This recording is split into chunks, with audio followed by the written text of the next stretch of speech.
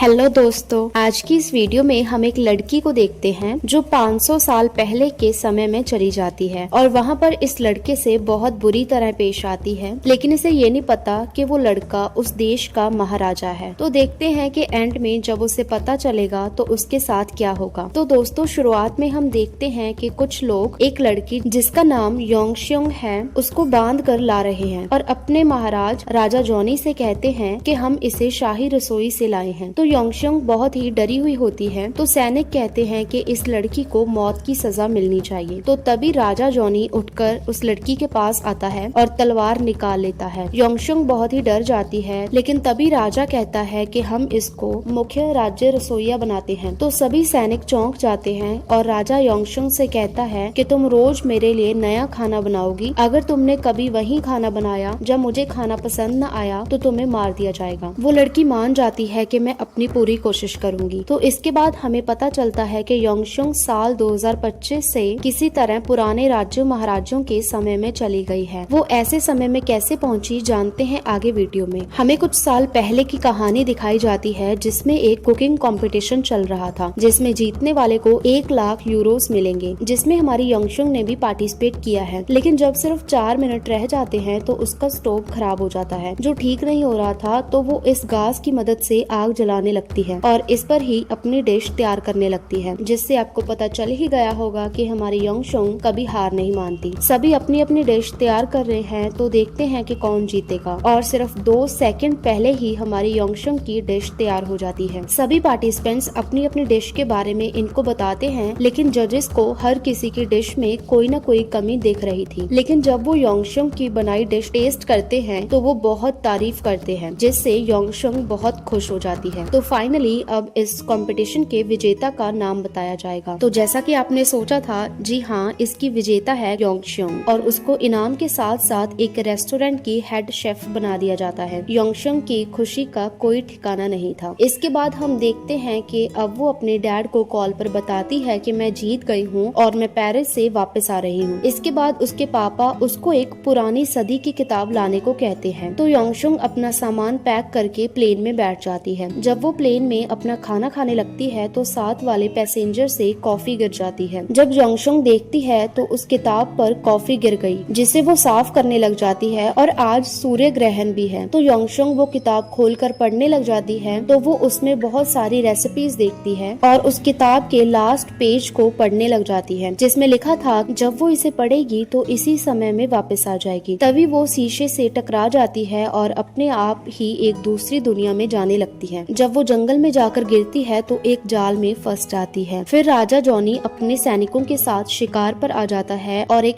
हिरन का शिकार करता है। दूसरी ओर राज्य में सब बातें करते हैं कि आज सूर्य ग्रहण के पवित्र दिन पर उनको शिकार नहीं करना चाहिए। इधर हम राजा जॉनी को देखते हैं जो कहते हैं कि जो आज ज्यादा शिकार करेगा उसको मैं इनाम दूंगा। लेकिन ये सैनिक कहता है कि अगर आपने ऐसा किया तो डायन भी आ सकती है। लेकिन वो कहता है कि ये सब अंधविश्वास है। इसके बाद हम इधर योंगशोंग को देखते हैं जिसे अब होश आ गया है। वो किसी को बुलाने की कोशिश करती है लेकिन कोई नहीं सुनता और ना ही वहाँ पर नेटवर्क होता है। इधर राजा अकेला ही एक लोमड़ी का शिकार करने आ जाता है और योंगशोंग के पास से एक तीर गुजरता है और अगले तीर से वो जाल टूट जाता है और योंगशोंग नीचे गिर जाती है। तभी वहाँ पर महाराजा आ जाता है और योंगशोंग भागने लग जाती है। तो राजा उसका पीछा करता है और राजा कहता है कि क्या तुम एक डायन हो? लेकिन वो कहती है कि नहीं, मैं एक शेफ हूँ। पर राजा उस पर यकीन नहीं करता और तीर चलाने लगता है। योंगशोंग कहती है कि क्या तुम कोई मूवी शूट कर रहे हो? लेकिन उसे कुछ नहीं समझ आता। तभी राजा तीर से हमला करता है जिससे योंगशोंग का बैग नीचे गिर जाता है। इसके बाद योंगशोंग राजा पर हमला करने के लिए बहुत ही फनी एक्शंस करती है और कहती है तुम्हें पुलिस में अरेस्ट करवाऊंगी। तो राजा घोड़े से नीचे उतर आता है। अब तो राजा अपनी तलवार ही निकाल लेता है और जब वो तलवार से योंगशोंग को मारने लगता है तभी उस पर कोई तीर से हमला कर देता है, जिससे वो दोनों नीचे पानी में गिर जाते हैं। अब हम देखते हैं कि वो दोनों एक समुद्र के किनारे होते हैं। तो योंगशोंग देखती है कि तीर लगने की वजह से राजा का खून निकल रहा है। तो वो उसे बचाने की कोशिश करती है, लेकिन तभी राजा को होश आ जाता है और वो इसे चाकू से मारने लगता है। तभी योंगशोंग उसको दिखाती है कि मुझे भी चाकू चलाना आता है। तो राजा का शक और भी बढ़ जाता है कि ये पक्का एक डायन ही है। ये दोनों चाकू के पीछे लड़ने लग जाते हैं। इसके बाद योंगशोंग का सर राजा से टकरा जाता है, जिससे वो बेहोश हो जाता है और योंगशोंग उसके हाथ बांध देती है। इसके बाद राज्य में सबको पता चल जाता है कि महाराजा अब तक वापस वापस नहीं आए तो सब उन्हें ढूंढने लग जाते हैं। इधर चलते चलते महाराजा थक जाता है और यंगशंग को पानी लाने को कहता है, लेकिन वो उसका मजाक उड़ाती है कि हुक्म तो ऐसे दे रहे हो जैसे कोई महाराजा हो। पर इस बेचारी को क्या पता कि सच में वो महाराजा ही है। लेकिन यंगशंग मानने को तैयार ही नहीं है और महाराजा को थप्पड़ भी मार देती है। इसके बाद वो दोनों एक घर में पहुंच जाते हैं और बातें करने लगते हैं तो उन्हें दरवाजे पर एक आवाज सुनाई देती है। जब यंगशंग अंदर जाकर देखती है तो उसे वहाँ पर एक लड़की मिलती है। वो यंगशंग से कहती है कि तुम एक चोर हो और यहाँ से निकल जाओ। लेकिन उसके बाद बातों ही बातों में वो दोनों दोस्त बन जाती हैं। तो यंगशंग कहती है मैं तुम्हारे लिए खाना बना सकती हूँ। फिर वो दोनों खाना बनाने का सामान इकट्ठा करती हैं और अब यहाँ पर भी यंगशंग शेफ बन जाती है और पुराने तरह का खाना बनाने लगती है और आखिर में एक सुंदर सी डिश बनाती है। जब वो महाराजा को कहती है कि लो खाना खा लो तो राजा उस पर विश्वास नहीं करता और कहता है कि पहले तुम खाकर दिखाओ। तो यंगशंग खाने लगती है जिसे देखकर महाराजा को लगता है कि बहुत ही टेस्टी डिश है। लेकिन जब यंगशंग उसको खाना खिलाती है तो वो कहता है बहुत तीखा है, लेकिन उसे पसंद आ जाता है। और तभी राजा को अपनी माँ की याद भी आ जाती है जब वो उसे खाना खिलाती थी। इसके बाद वो दोनों बर्तन साफ करने के बाद नदी के पास जाती हैं क्योंकि यंगशंग का बैग यहाँ पर गिरा था। इधर महाराजा को सैनिक वहाँ से ले जाते हैं और इस घर को आग लगा देते हैं और अब सभी यंगशंग को ढूंढने लग जाते हैं। इस नदी के पास इन सैनिकों को कोई दिखाई देता है। जब वो आवाज लगाकर पूछते हैं कि कौन है तो यंगशंग खुद ही फंस जाती है और ऊंची आवाज में उन्हें बुलाने लगती है क्योंकि उसे लगा था कि कोई उनकी मदद करेगा, लेकिन ये तो महाराजा और उसके सैनिक ही होते हैं। तो यहीं पर हमारा एपिसोड 1 खत्म हो जाता है। अगले एपिसोड में देखेंगे कि जब यंगशंग को पता चलेगा कि यही जॉनी महाराजा है तो उसके साथ क्या होता है। अगला एपिसोड में जल्दी ही अपलोड करूंगी तो सब्सक्राइब कर लीजिए जिससे आपके पास नोटिफिकेशन आ जाएगा। वीडियो अच्छी लगी हो तो लाइक और सब्सक्राइब करके सपोर्ट जरूर कीजिए।